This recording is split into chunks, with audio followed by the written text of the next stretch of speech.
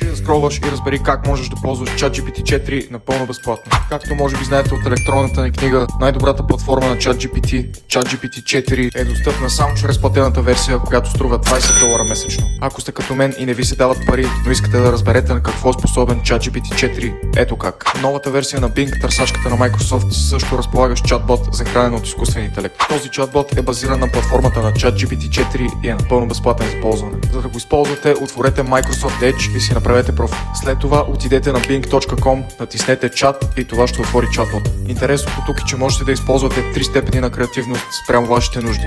Ако това видео ви беше от полза, последвайте ни за още подобно съдържание или посетете сайтът ни, линк в описанието.